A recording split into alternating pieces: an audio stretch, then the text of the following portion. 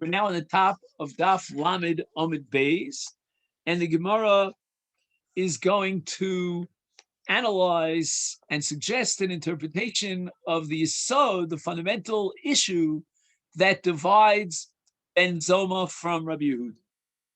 V'achuli avoda kamifligi. They are arguing about a b'diavad situation, meaning what would be the halacha if a Kohen enters into the mikdash, he does the avodah, and he had not immersed himself in a mikvah. LeBen Zoma mechil avoda. According to Ben Zoma, since the Torah requires tevilah, and that Ben Zoma derives from a kavachon from Kohen Gadol, in the absence of tevilah, the avodah is completely disqualified. That's called chilul avoda. He desecrates his avoda, which means it's totally invalid. Rabbi Yehuda lo mechal avoda. Okay, according to Rabbi Yehuda, he shouldn't have done so. He required an immersion before he went in to do the avoda because we want to jolt his memory, but it's only a srach tevilah. It's not a real tevilah, and therefore, but the evidence certainly we're not going to undermine the avoda and its validity. And now the Gemara is going to spend a lot of time here to prove that our formulation of Ben Zoma is incorrect. Ben Zoma never meant to say that in the absence of tevilah, any service, any avoda that he implements is completely invalid. No. Ben Zoma couldn't have gone that far. Ula Ben Zoma mimechil, is he mechal is avoda v'asanya? I'm going to prove from a brisa that that's not so. And the brisa says, Kohen Gadol shelo tova v'lo kidesh, in the case of the Kohen Gadol who neglected tevilah and kiddush and raglayim, bein beged lebeged, when he changed his begadim from big day lavan to big day zav, or vice versa, because that's when he's absolutely required to be tovel and kiddush and raglayim.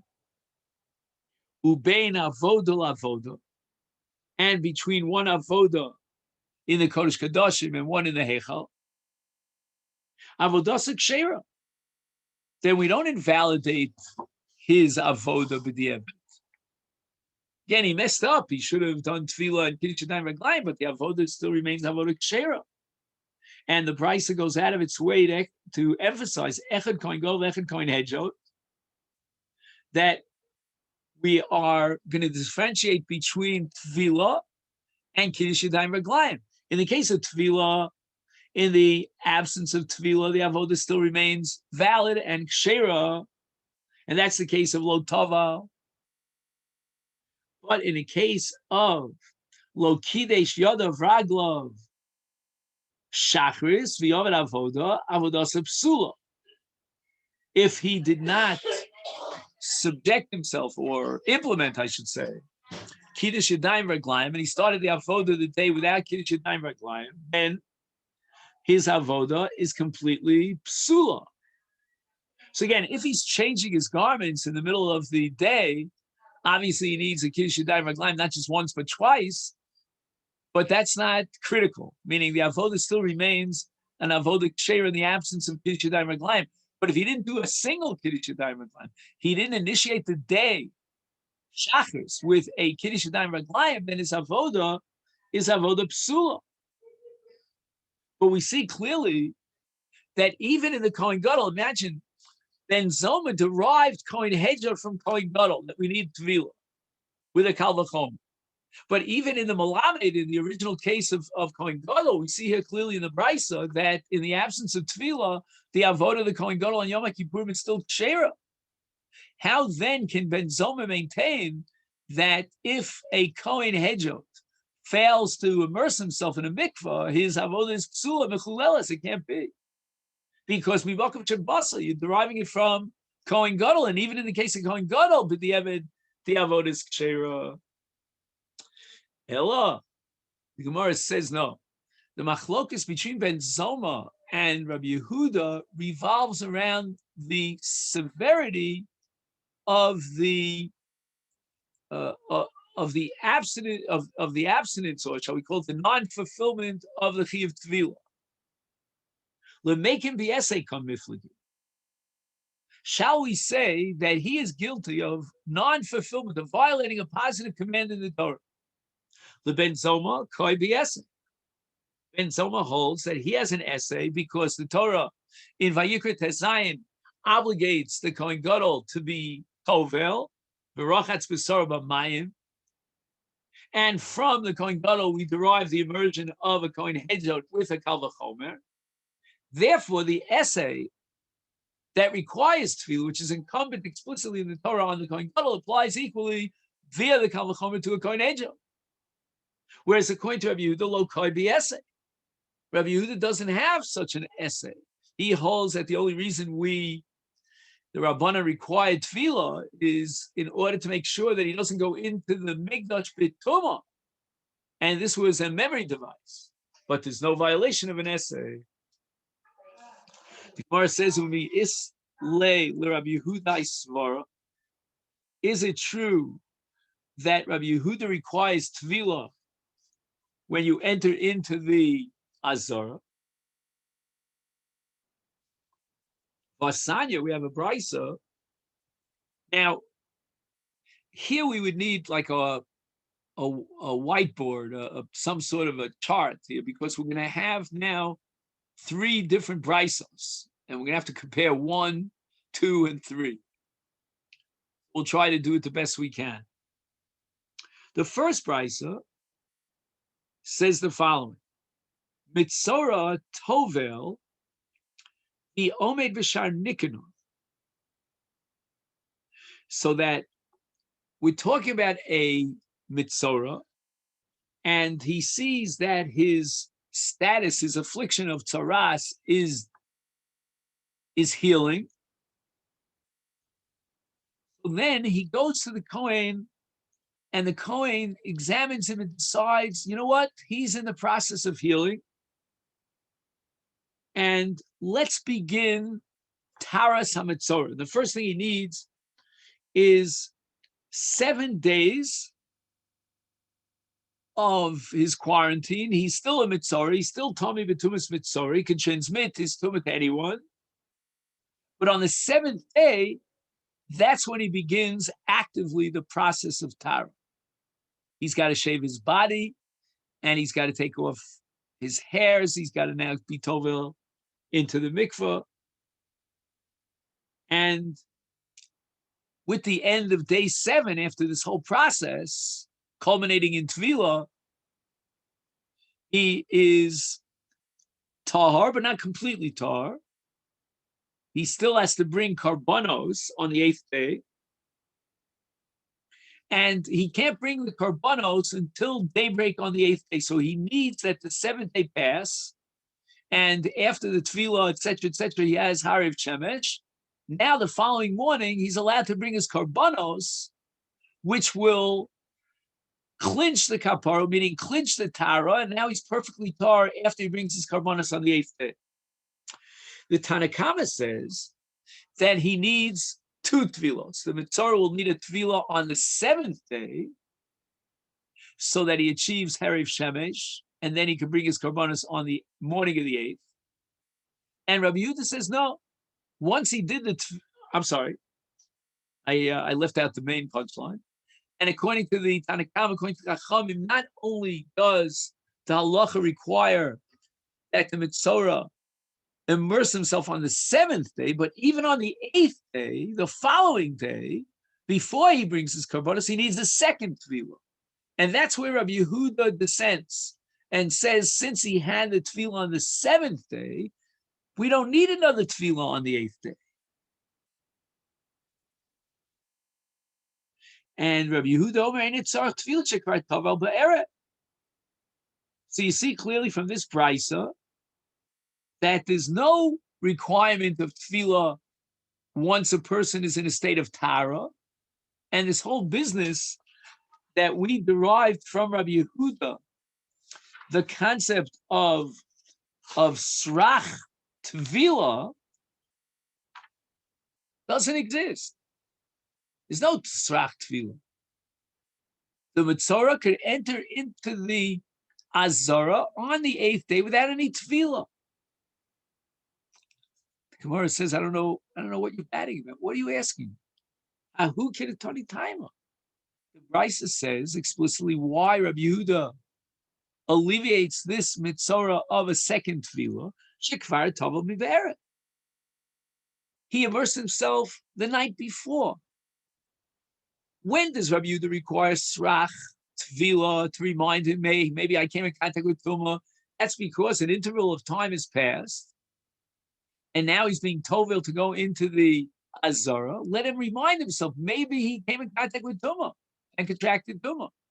But in this case, the Mitzorah went into the mikvah on the 7th day at night, I mean before nightfall, and now the very next morning with daybreak, he's bringing his karbanos of a Mitzorah. So what are you going to tell me? That in the meantime, he contracted Tumah, we have to require a second tefillah? But it's explicit in this brisa that the reason why Rabbi Yehuda alleviates the requirement of second tefillah is Tovel Mi'Beret.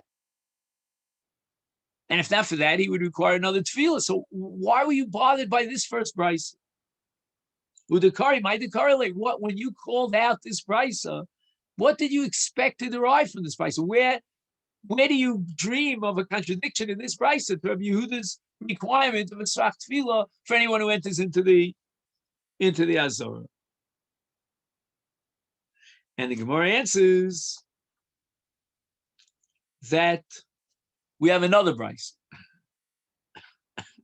So let's just calculate the brises. We have brisa number 1 and brisa number 2. We're about to learn brisa number 3. The first brisa is the brisa that formulates Rabbi Yehuda's shita that the requirement of tefillah before one enters into the Azara is the Rabbanon, mishum tzrach tefillah, to remind him, hey, maybe I better think about it, maybe I contracted too. Brisa number 2, in the case of a Mitzorah, Rabbi Yehuda says that since he had his tefillah on the 7th day, he doesn't need another tefillah on the 8th day when he goes into the Azara to bring his karbanos of Tara. But now the Gemara says, you know what? We were asking a question not about the second brisa, but a contradiction based on a third brisa. He had a kasha from a different brisa. The brisa says, this brisa number 3, Lishkas HaMitzorah. There was a special chamber which was dedicated to the Mitzorah, and that was on the northwest corner of the Ezras Noshim. And this was the Lishkas Mitzorah. So the Brisa says, why did they need a special Lishka for the Mitzorah? Shesham Mitzorah Tov. It was a mikvah inside a lishka that was dedicated exclusively for the Mitzorah to be Tovah.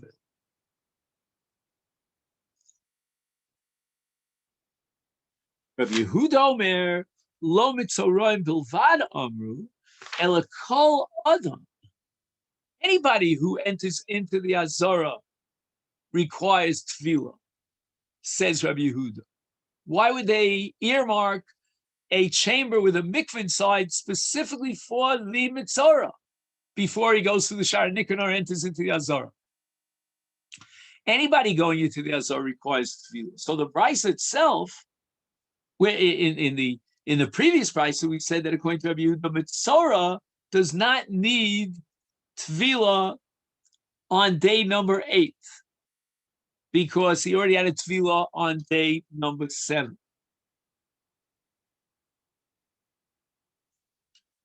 So that, what do we do with this brisa that indicates that it's not just the Mitzorah who needs tefillah? In other words, Rabbi Yehuda, in the case of Mitzorah, required tefillah to allow him to enter into the Azara. He insisted that the tefillah of day 7 covers him. He doesn't need a second tefillah on day 8. But this was all a requirement of the Mitzorah. Why does the Mitzorah need tefillah? The brisa that we have now, brisa number 3, says in the name of Yehuda that everyone needs tefillah. Every single person who enters into the Azor, it's not just the Mitzorah who enters the Azor needs Tefillah. Lo kasha hadu tovil, hadu lo tovil. Gemara says the following, that this last Bryce is talking about a case where he wasn't Tovel. If he was Tovel, the Mitzorah went into the mikveh, he immersed himself on day 7, he doesn't need it Tefillah on day 8. And if not for the Tefillah of day 7, he certainly would have needed a Tefillah on day 8. Why? Because anyone who enters into the Azar requires a Tefillah. Whether it's the Mitzorah in a case where he wasn't Tovel on day 7, or it was any person who wants to enter into the Azara, first he needs a Tefillah. So Gemara says, wait a minute. Idolo Tovil, you're telling me that with regard to the Mitzorah, that he wasn't Tovel on day 7 and therefore he needs Tefillah on day 8? No. You're making a big mistake. Tefillah on day 8 will not do it for him. Why? Because Herev Shemesh boy. You need a tefillah before Herev Shemesh. And now, if he goes to the mikveh and immerses himself on day 8, he's got to wait until day 9, meaning till Herev Shemesh of day 8, going into day 9. Ella says the Gemara, ID, VID, the Tov. Both prices are talking about a case where the Mitzorah did implement his tefillah on day 7. The last brisa that requires a tefillah is talking about a case where he was mesiach das, so he was distracted and he wasn't careful to guarantee himself that he wouldn't contract tumah, and therefore he needs another tefillah before he enters into the azor. But Enichinami, the previous brisa, which is talking about a case where there was no Hesech Hadas, then Enichinami, he can rely on the tefillah of day 7. He doesn't need another tefillah on day 8.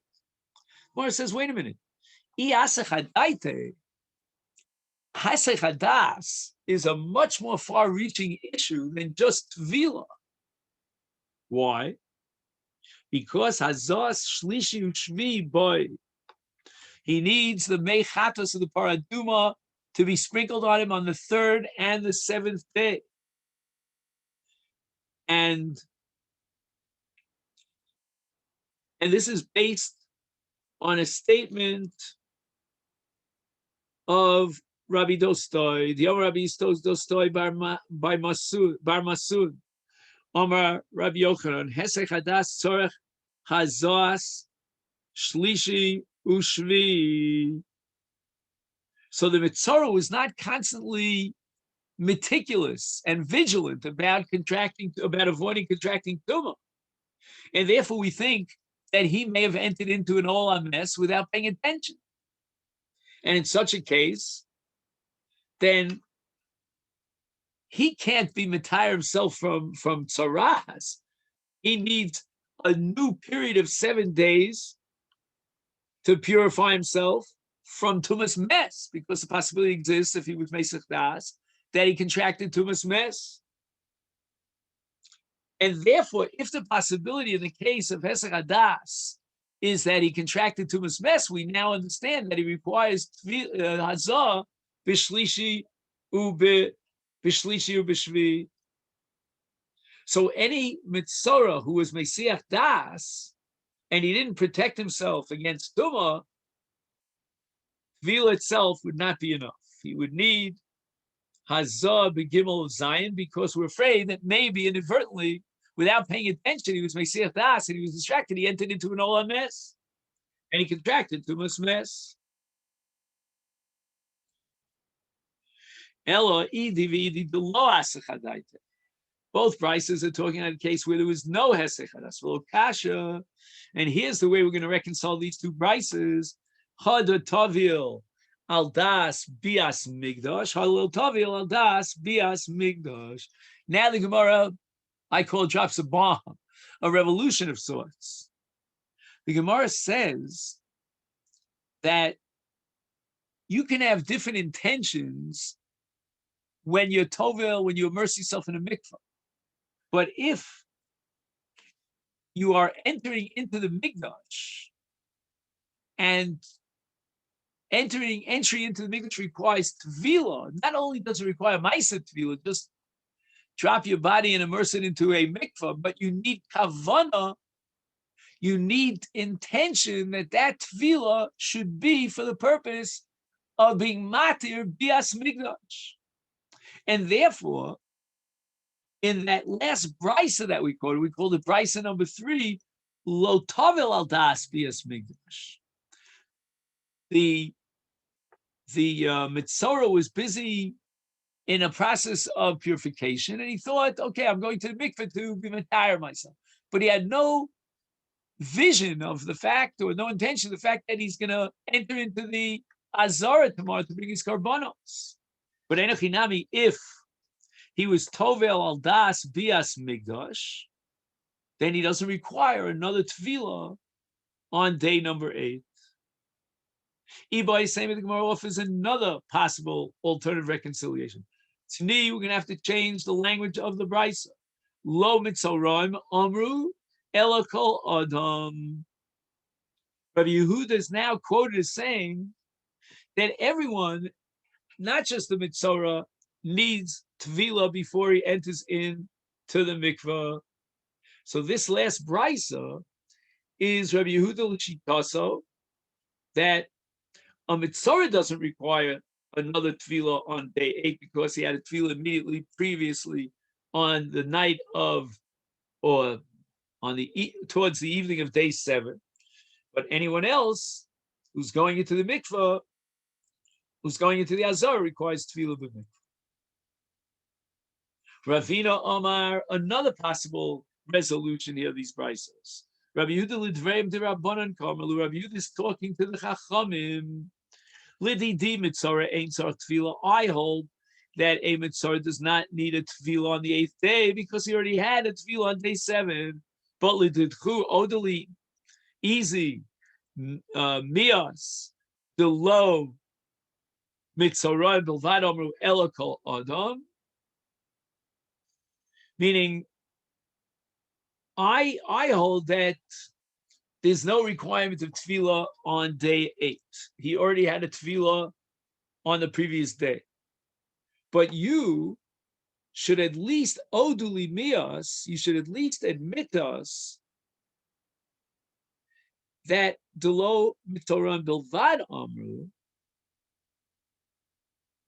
that when any Kohen enters into the Azara, he requires tefillah beforehand.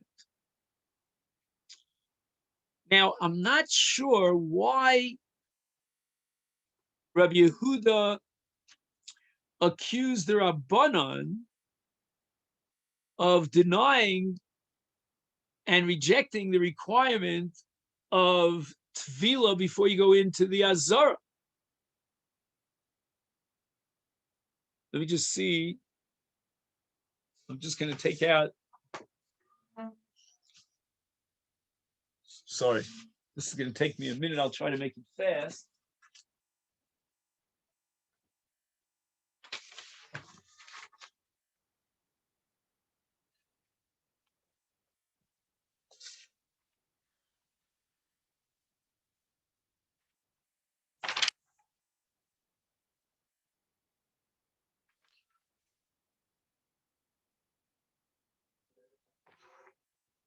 He says, Rabbanon, just 1 second.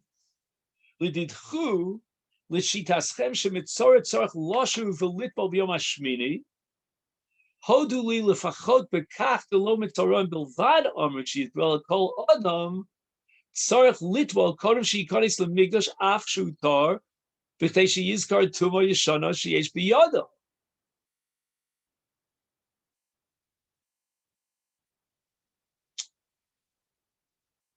So let me just think this out. The Rabbanan say that the Mitzorah needs a Tefillah on Yom Shmini in addition to Tefillah on Yom Shvi. And apparently that's a requirement in Mitzorah So Rabbi Yehuda says, but at least you should admit to me that every single Kohen who goes into the Azor, or anybody who enters into the Azor for that matter, needs this reminder tefillah. So how did Rabbi Yehuda know that the Rabbanon, since they require tefillah on Yom Shmini of a Mitzorah?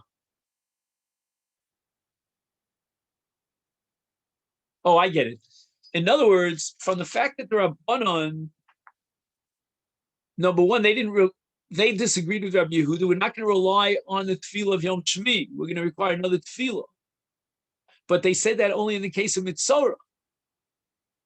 Had it, right? The Mitzorah, even though we have every reason to believe that he's tar, we're not going to allow him to enter into the Azara without another tefillah on Yom Shmini when he enters into the Azara for his karbanos. The implication is that there's no absolute requirement of tefillah in order to enter into the Mikdash. Again, Rabbi Yehuda doesn't require another tefillah on Yom Shmini because he's relying on the tefillah of Yom Shvi. The Rabbanan are not relying on the tefillah of Yom Shvi. They're requiring another tefillah on Yom Shmini. So why do you limit this to the Mitzorah? It should apply to everyone. And the Gemara answers, Rabbanan Mitzorah Dayish Tumah. The Mitzorah comes in contact with Tumah for the last couple of weeks since he contracted his Tumah Saras on a regular basis. He's not careful. He's used to contracting Tumah. And therefore, even though, argue the Rabbanan, that yesterday, on the seventh day, he was Tovel, we still have to worry about the fact that he may have contracted Tumah, and we cannot allow him to enter into the Azara without another Tevilah. But Kol Adam, your average run-of-the-mill person, Lo Dayish. He's not Murgal B'Tumah. He doesn't go on a regular basis. He's careful about avoiding Tumah, and therefore, Stam Adam is B'Cheskas Tara. He doesn't need Tefillah before he enters into the Mikdash. So again, this is not the same Rabbanon that we learned earlier. Earlier, we had a Rabbanon that every person has to enter into has to immerse himself before he enters into the Mikdash. But according to this sheet of the Chachamim, it's a separate din in Mitzorah because he's Dayish B'Tumah. However, he quotes here the Ritva, and there's a Lecha Mishnah, there's a Zevach Toda, again, a whole bunch of Achronim here that even the Chachamim would agree that if he hadn't had a Tefillah before Erev of the previous day, then he would need another Tefillah during the day. In any event, just to finish up the daf for today, we had the sheet of the Chachamim in the second brisa that anyone who enters into the Mikdash does not need Tefillah because Lo Dayish B'Tumah. Then we had the first brisa, and the Rabbanon in the first brisa, did they argue on the Rabbanon in this second brisa? Amalei Abayla Rav Yosef name a Rabbanon de Pligi Alei Rav Yehuda Kiben Zoma Svirlahu. Shall we suggest, asks Abai to Rav Yosef, that the Rabbanon who disagree with Rav Yehuda in the first brisa, they say the Mitzorah needs Tefillah on Yom Shmini, do they agree to Ben Zoma, who has a Kal V'chomer, and there's a Chiyuv Tefillah Doraisa when someone enters into the Beis HaMikdash, even if he's tar, and that's why they require the Mitzorah to be Tovel on the eighth day, in addition to the Tefillah on the previous day, on Yom Shvi. And in that case, the Rabbanon would disagree with the second brisa that says that a person who goes into the Mikdash does not need Tefillah. Haidik Toni Mitzorah, that which the Rabbanon in the first brisa emphasized that a Mitzorah needs another Tefillah on the eighth day. They didn't say everyone needs a Tefillah before he goes to the Mikdash. It's Lo Diach Al Kolchad Rabbi Yehuda, which just to emphasize how far Rabbi Yehuda went when he said that a Mitzorah does not need Tefillah. But Enochinami, the Chachamim would hold that every person needs Tefillah before he goes into the Azara. Dilma, or should we say, Shiny Mitzorah did Dayish B'Tumah. that only a mitzvah because he's murgal to him, and that's why he requires tefillah. But shar b'nei adam don't need tefillah, and therefore the chacham in the first price and the chacham in the second price are really one shita, and they hold that your average person does not need tefillah before he enters into the mikdash. The exception to that rule is mitzvah because he's murgal tuma, and we're choshesh that he became tamei, but other people were not choshesh that became tamei. Amalei, Rav Yosef responded to Abaye, Shaini Mitzora de Daesh Betuma. And Achinami, both the Rabban in the first price and the Rabban in the second price would waive the requirement of tefillah for Kol Adam, and they only require tefillah in the case of Mitzora because he's Daesh Betuma, he's Ragil Betuma. Amalei Abaye Rav Yosef, tefillah zo, Chotzeitz o Enot the Chotzeitz. In other words, now that you've established that it was the Rabbanan, according to Rabbi Yehuda Shita, Mishum Tzrach Tefillah that required this external kind of tefillah, do the laws of Chatzitza apply? And therefore, if there was something connected to his guf, separated his body from the mayim, the tefillah would be invalidated. He's going to need another tefillah, just like a person who knows that he was tamei and he has to be mitar himself Chatzitza, undermines and disqualifies the tefillah. Amalei Rav Yosef responded, called the tikkun rabbanan came the raisa tikkun. When the chacham established tefillah, they established in a way that it should be a replicate of a tefillah shel Torah, and therefore, just like tefillah doraisa can only be effective if there's no chatzitza. In the case where there is tefillah, a chatzitza, there's no tefillah. So too, this tefillah has all the dinim and is a duplicate of the tefillah shel Torah. And therefore, chatzitza will pass. And the next part of the sugya, Mitzvah Hashem, is a whole list of speakers that Abaye will raise about a person requiring tefillah before he goes into the azon. Okay, then. So this is where we're going to stop here on the top of Daf Lamed Aleph, Amid Aleph. Shkoch. Good. Wishing you a great day.